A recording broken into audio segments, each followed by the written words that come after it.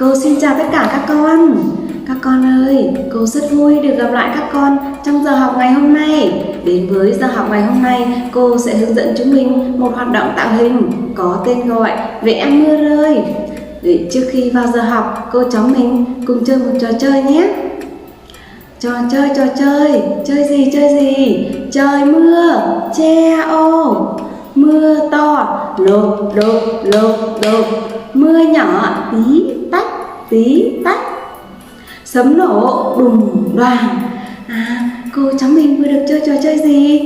Đúng rồi đấy các con ạ. Đó là trò chơi trời mưa. Vậy các con có biết khi trời mưa thì cảnh vật như thế nào không?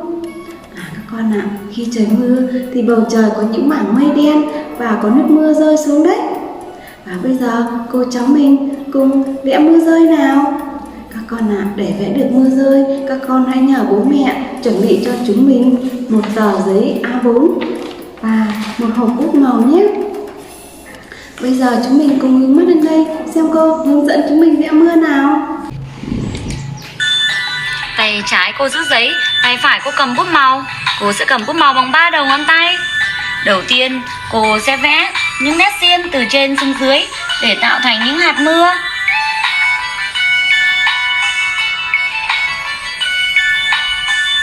Cô sẽ vẽ thật nhiều những hạt mưa đang rơi tí tách xuống mặt đất đấy.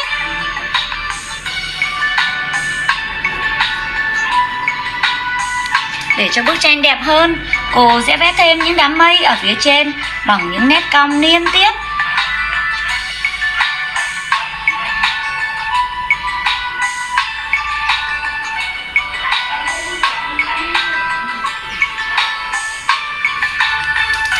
Ở phía dưới bức tranh, cô sẽ vẽ một nét ngang từ trái qua phải để tạo thành mặt đất. Phía trên mặt đất cô sẽ vẽ những nhùm cỏ bằng những nét xiên và nét thẳng.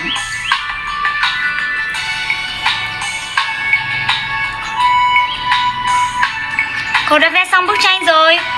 Và để cho bức tranh đẹp hơn nữa, cô sẽ tô màu cho bức tranh.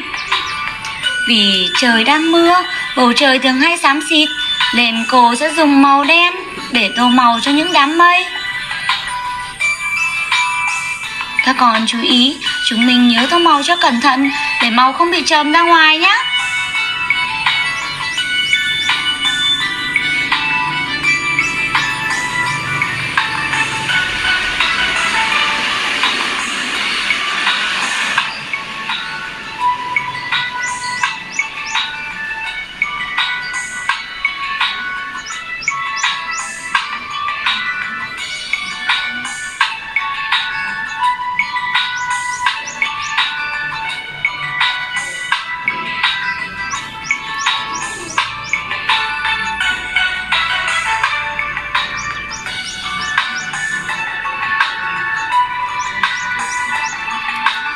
Tiếp theo cô sẽ dùng màu xanh nước biển để tô màu cho những hạt mưa.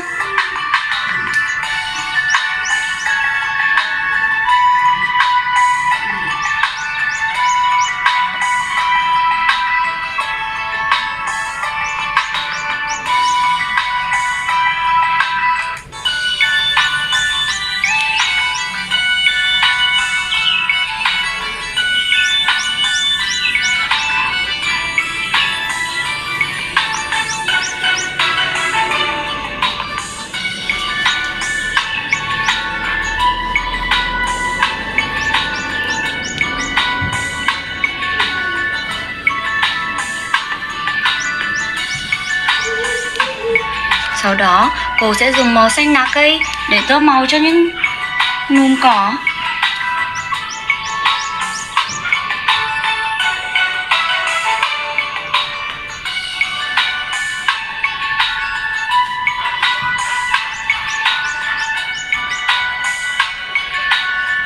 Cuối cùng, cô sẽ tô màu lên cho bức tranh. Các con có thể chọn cho mình những màu mà các con thích để tô màu lên nhé.